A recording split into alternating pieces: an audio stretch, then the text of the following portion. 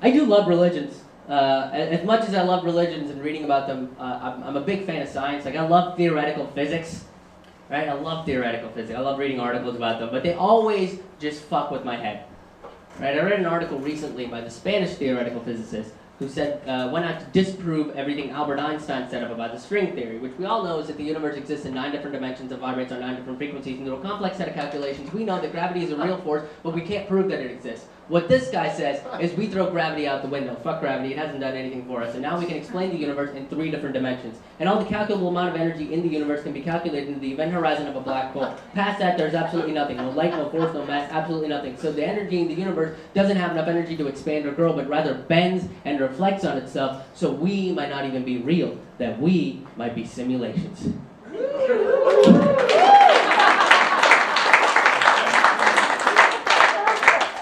That is a terrifyingly beautiful idea right there. Holy shit. Right? The dude that discovered that must have unhinged as a person. No human being goes out to discover their own non-existence. That's insane. He must have just done calculation about calculation to prove himself right. The first person he tries to tell is his wife is, honey, you're not going to believe what I just discovered. That's nice, sweetheart. Are you going to take out the mail? Because we got a lot of it piling up. Some of them are bills. The mail! Who gives a shit about the mail? The universe doesn't exist! Every time his kid comes up to talk to him and ask him for a new toy, he can only tell him about the futility of his own existence. I unhinged, and all I did was read a goddamn article. Right? I was like, why do I have friends? Right? Maybe breakfast isn't the most important meal of the day because it doesn't fucking exist. Then I started realizing that not existing might be the most liberating thing that could ever happen to me. Right? It was great. I just walked around without pants on for a week and a half.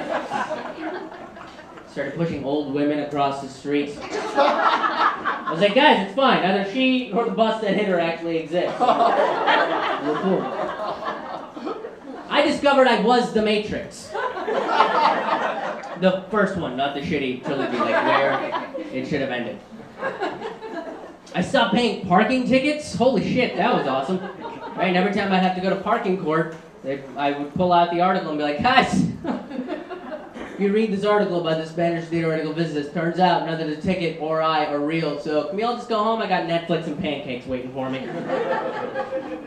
But it turns out, guys, the parking authority believes in the 9-dimensional string theory like a bunch of rubes. But I kept thinking about it because it kept bugging me, you know? And I realized that I like existing.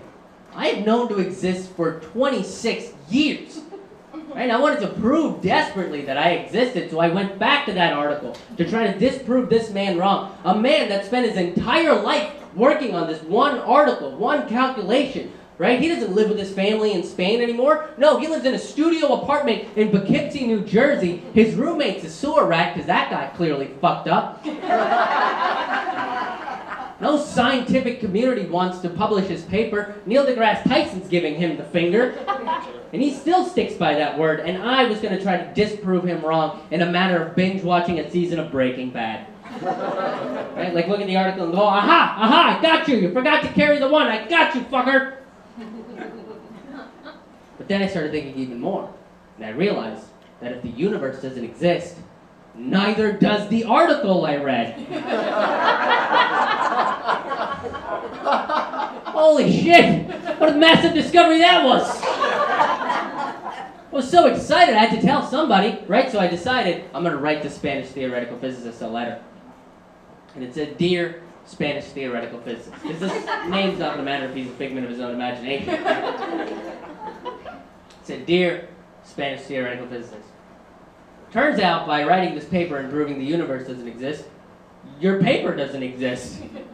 So I think it's time you move back in with your family and got yourself a Netflix subscription, because that is going to be the height of your existence.